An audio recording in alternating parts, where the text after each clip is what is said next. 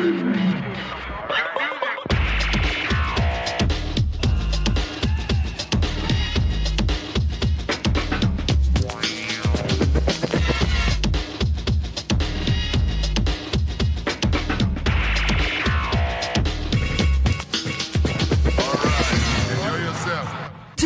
the Brits' best male, Quaye. Ireland's avenging angel, Sinead O'Connor. And lightning striker, Broudie. Also live and in full effect, anthemic ballad breakers, Embrace. And the future sound of house, 16B.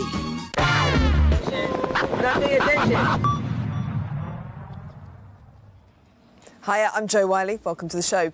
You know the score by now. We take a few prize specimens, we slam them on the slab and give them a good going over. This show takes no casualties, and my three musicologists tonight are Quaye, hello. Irie. Sinead O'Connor.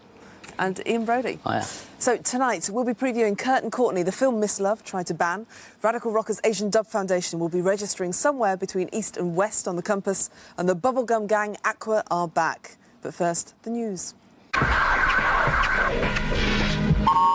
Surf's up and the kids are heading off to sunnier climes. Destination numero uno, Ibiza. And what better way to fill your 2 weeks than with a heady combination of party, party, party. The main thrust of their attention, Manumission. The hedonistic club will also screen Manumission the movie on August the 1st, billed as the first film to capture club culture, achieved with a cast of vampires, dwarfs, drag queens and lesbians. Enjoy!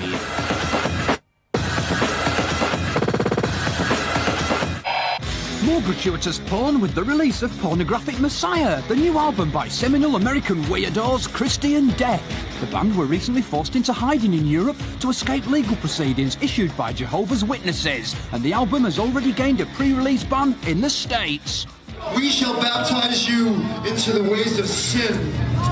But despite the tragic suicide of former singer Ros Williams, an attempted copycat suicide by their androgynous bisexual drummer Steve, and guitarist Flick Fuck, currently jailed without bail, the band continue.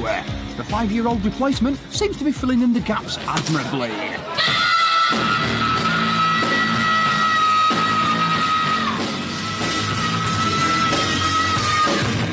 Oh, Hanson, watch out! First there was Train Spotting, and now Irving Welsh's The Acid House has been committed to celluloid. Recently screened at Cannes amid much media hoopla, the film isn't due out in UK cinemas until the end of the year, but we have exclusive clips.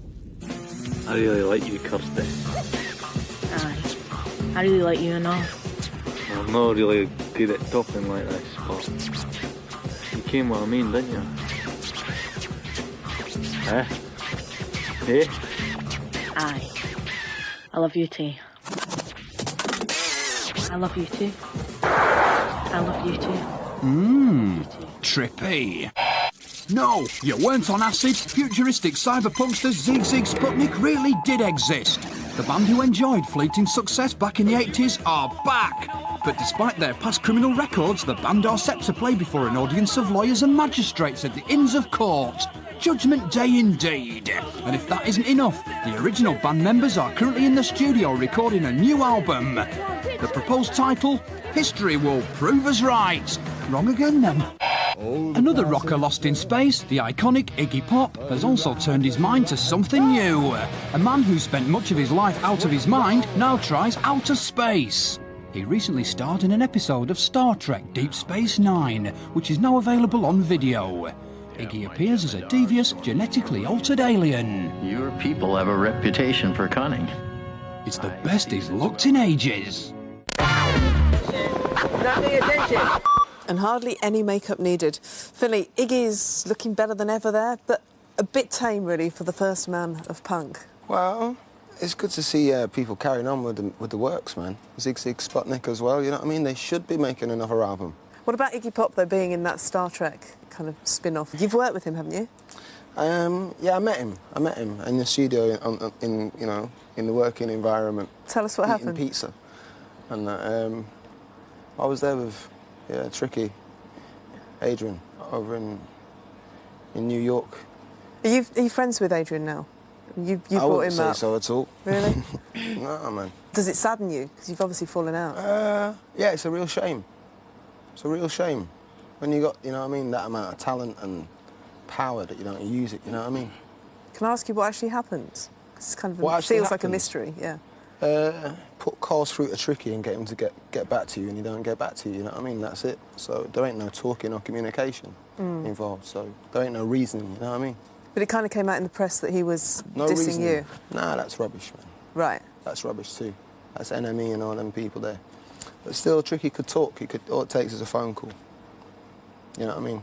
All it takes is a phone call, and he's always got my number. If we just go back to Iggy, he wasn't particularly a fan of hippies and, you know, being the ultimate. I used to punk love rocker. Iggy Pop, you know, the Stooges stuff and all that when I was a kid and that, you know. And I really liked all the stuff Bowie did with him as well. It's fun. I mean, it's sort of resurfaced because of Train Spotting, hasn't it? But It's a shame that something about what you're saying about that it takes Train Spotting to get that kind of bring it thing back in and open. that, yeah. But it's also a great thing that Irvin's got. Bringing, you know, things that really do go on and tunes that people really do love and get inspired by into a film. That's a great thing, instead of making films like Star Trek. You were actually brought up in Scotland, Finley. Yeah. Was that in Edinburgh? Was that an accurate portrayal? Oh, yeah. Yeah? Definitely. I still got my place up in Edinburgh. So, I mean, it's common for people up there to really want to live out on a wild, you know, on a drugged-out life. You find people taking heroin for 30 years up there and that, you know what I mean? OK. Sinead, Zig Zig Sputnik are about to make a comeback. Does that interest you at all? The 80s was just... it was hell on earth, musically, I think. I hated them the first time round. I'm sure they're very nice people, but I hated all the music of the 80s. Ian, you were making music in the 80s, weren't you? I was producing records, but the ones I made were good, I think. But they weren't hits, like. The World Cup kicks off today, and Three Lines wasn't chosen for the official World Cup song. Did that kind of annoy you? Or? It was funny because it wasn't really... The official tournament one for Euro 96 was Simply Red, and it was quite good fun being the unofficial one, but the one everyone sung and all that. So I think it frees you a little bit to be the unofficial one. What do you think of England United? Should Ian McCulloch be given a red card? It's one of those things, you know, everyone always wants you to slag all the others off, slag Vindaloo off, slag this off, slag the other off. You know, I think, you know, I don't mind the Spice Girls, don't mind Ian McCulloch, and I think that's the thing about, I think when you're in a band or when you make music, I don't think you really feel like there has to be you and no other records anywhere. When there's a load of people singing a song of yours, you feel great, you know, and you'd obviously feel better when they're singing your song than anyone else's.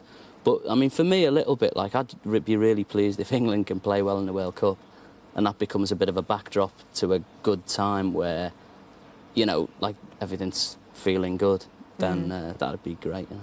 And Finley, your sport obviously doesn't lay with England. Not a chance. You played at Madstock over the last weekend, and got quite a bit of hassle and didn't particularly enjoy There was the a lot experience. of football fans there, England fans, singing the England songs. I think maybe even your song was sung. Right.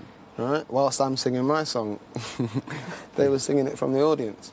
Now, you know, I asked them to stop it, man, because, you know, I'm Scottish. Yeah.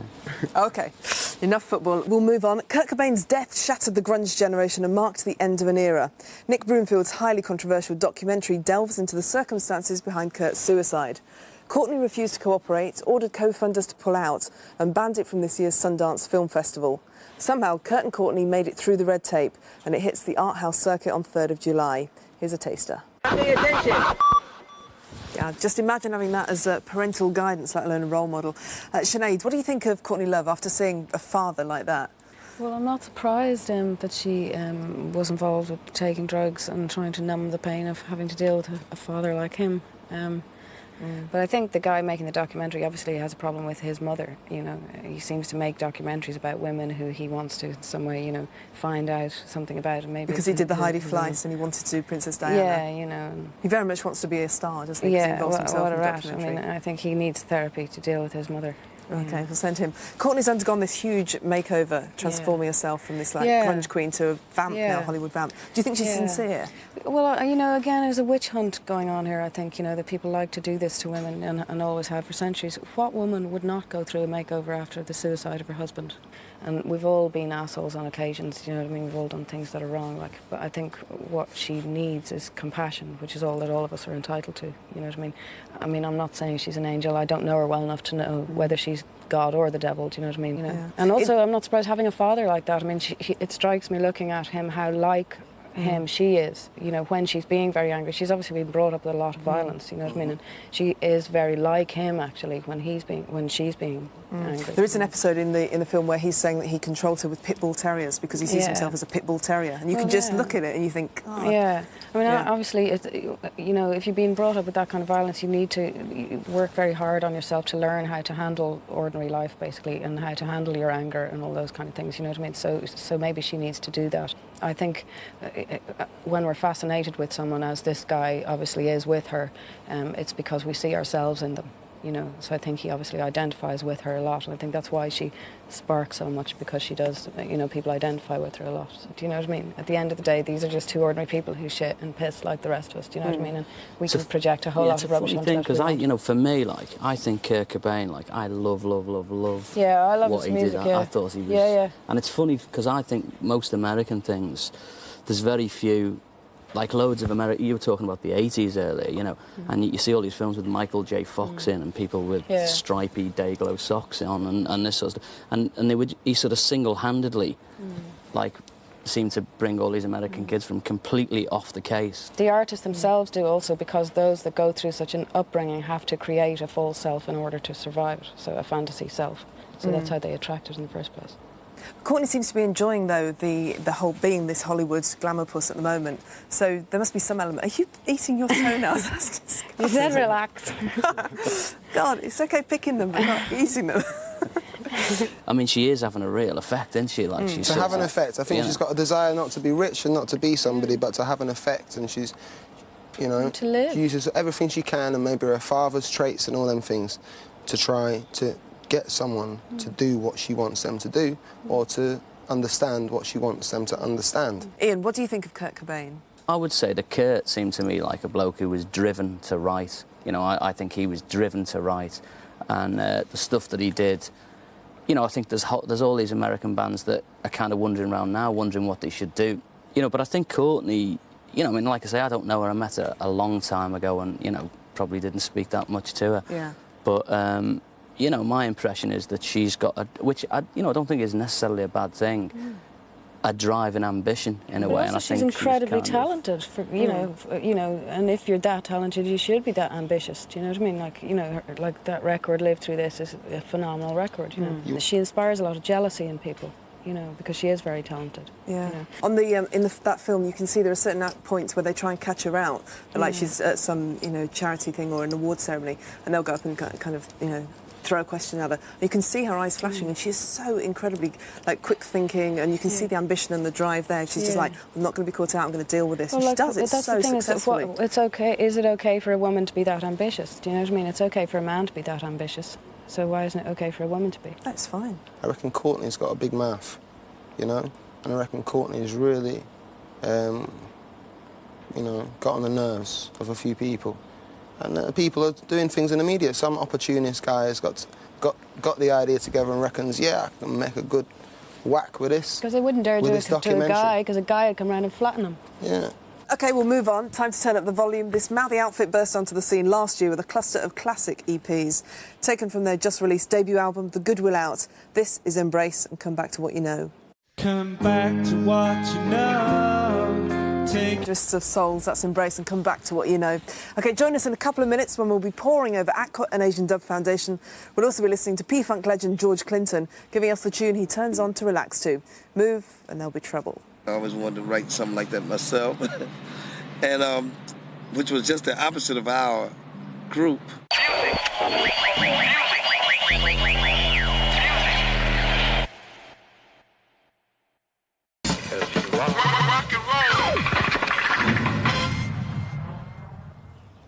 Hi, welcome back to the show with me, Jo Whiley, and my three smooth operators, Finley Quaye, Sinead O'Connor and Ian Broudie. So next, Aqua. They're the sugar-coated sound of Danish pop, always a favourite down the school disco, apparently. Taken from their 10 million unit shifting album, Aquarium, this is Aqua, setting sail and on course to another chart-busting hit, My Oh My. Which one's your favourite? Ian, that was Aqua. Now, kids absolutely love them, right? OK, they are absolutely massive. They are a phenomenon. Do you think there's anything in there for adults as well? I could imagine kids really liking that. I mean, there's always things around that kids like, and it's a bit. Do you get it played around at your house? I don't know if Riley likes it, actually, Aqua. I don't know if he's mad for Aqua, but... It's been trained well. Well, he's probably mad for something equally as weird, but when you look at groups now in the charts, there's a lot of people who went to acting school, or, you know, these schools that you go to when you're a kid, in groups, and it's almost like some of them look like actors playing pop stars. I was feeling the same things, you know. I was thinking, when I sing from the chest, and I sing from, the, you know, my torso. And that woman looks like she sings by using her cheeks and her eyebrows and things, you know? So, yeah, that's the vibe. She's acting all right, you know? Yeah. The content of these songs blows my mind, and content of the videos actually, you know, it storms me. In what way? I think every video I've seen has involved something or other that I would like to actually get interested in, like the pirates scene, you know? But actually see what the real history of the pirates is, or the history of African tribes people and things. And these people, Aqua, seem to make videos of things that should be exposed the right way and make a whole heap of mockery out of it. Sinead, did you take offence to any of that video? The whipping scene, perhaps, or...? No, just the fact that it was made and that it exists, yeah. The Aqua exists. Yeah. My boy really hates it. Does he? Yeah, especially the Barbie song, obviously, so... But the scene with, like, the way Lainey plays it all and, like, being whipped and stuff, do you think that's kind of a fairly bad role model for little girls? No, I think it's probably a good one in a lot of ways, since, you know, little and big girls have certain, you know, fantasies. And, you know, that's OK. There's nothing wrong with that. It's harmless, you know. Yeah. So, but it's yuck. It's very creamy, you know, the whole thing, the dress and everything. I think that's formula music, you know, that pop music's the opposite of that. Pop music's having a canvas that you can throw anything at, break all the rules, try something different, you know, to me, like, you know, there's Led Zeppelin songs that are pop, there's Bob Marley songs that are definitely, but, you know, there's all sorts of things that are pop, and I think it's just, you know, I think a lot of the definitions are really just so people can find things in record shops, and sometimes they get in the way of everything, you know. Are you sure you're not being just snobbish about Aqua? Because they're getting recognised, they're selling loads of records now, far more than ABBA did at the beginning of their career. Everyone laughed at ABBA when they started out with Waterloo. When you go to write something, don't you, I mean, like, I think for most people, you try and write something a little bit from the heart, or without getting poncy or anything. You try and write something that means a little bit to someone, there's a bit of emotion. But you know, I don't really know what that was about, and I think that's the thing about those records, they're not really about anything. Aqua are very much part of the whole machine of pop, and you've probably all been through, I don't know about Sinead, but you've all been through the smash hits kind of thing, having your photograph taken, being asked the stupid questions. I mean, Philly, you're kind of a pin-up in smash hits. What? I bet you've had your photograph in smash hits, you must have, and your song words written out there. What? I bet you have. Really? I don't buy it. You're being naive now. I don't buy it. I've played Top of the Pops maybe 3 times, and smash hits grab me there, and that's it. I never see them. Irish pop's doing extremely well at the moment. You've got Bewitched that's still at #1, and The Cause, who I saw at the Flower. Yeah. You can just see they're going to be this like huge phenomenon at the moment. Does that kind of fill your heart with joy, particularly with the Bewitched? Yeah, it does. Yeah, for lots of reasons, but one of them, I was thinking it's quite good to see Irish girls. I know they're kind of more dressed than some girl bands are, but I quite like the whole idea of Irish girls being, you know, more sexually expressive, you know, in just their being music, sexy, or how they look, being sexy, yeah, being allowed to be sexy, you know. And why has it taken so long to happen, do you reckon? Because of the Roman Catholic Church. Ireland's always been sexy. Yeah, I know, but we didn't know what I we mean? were, you see. We didn't, and we weren't allowed to be, and we thought we had to not be to be good people, you see, or we wouldn't go to heaven. Did you? I mean, I like the way the Irish girls don't take it too far, you know. I think you should have a certain amount of clothes on. Do you know what I mean? Right, certain modesty. So, yeah. I mean, until you're in the bedroom, and then go for it, you know. OK, we'll move on. Next up on the video jukebox, our Asian Dub Foundation, a 5-piece East End sound system whose agenda is to agitate and educate. This is the confident, proud sound of young Asian Britain, Asian Dub Foundation. Finley, do they work for you? Well, I've listened to them for a while now. I've got a couple of their records in the house. They're a good band, man, and it's a good thing that's going on, you know? What do you think of the likes of Kula Shaker, who suddenly have a blend of Indian music in their songs when they bring them out? They're really funny. I don't think that they bring the Indian spirit from Shiva or Hinduism. Crispy Meals through probably their think he did. I don't think so. I think that they call themselves, I've said this before anyway, but I think that they're supposed to be called colour shaker, and that the Indian guy that said colour shaker meant colour shaker and a shaker of colours, you know, and that's eclecticism, you know. That's what the spirit was about, and I reckon they even named themselves wrong. They just misheard. You know what I mean? Sinead, what did you make of Asian Dub Foundation? I really like them. Yeah, I mean, I'm really into Jamaican music, obviously, so it stems obviously from that. You know what I mean? It's you know, I like Broudie Banton and people like that, and Sizzler and people like that. So passionate though. There's a huge passion there. Yeah, definitely. I like that. I like the whole feel. That's why I like the whole dancehall thing. You know, because it's quite pumped. Ian, are they as subtle as something like the Specials? No, not really. No, I mean.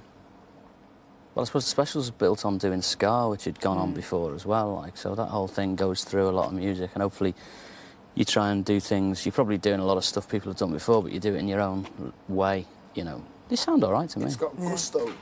Gusto, that's the word I was looking for, Finley, what do you make of the pop press making these huge hypes about stuff like ska and these various revivals? You know, and it's just one thing, it's like reggae again, it's just one thing. And I'm sick to death of hearing people describing things as reggae, or not being reggae enough. Reggae just means regular. The music was given the code name reggae because it was so regular that you could move to it, you know? It's a living music. OK.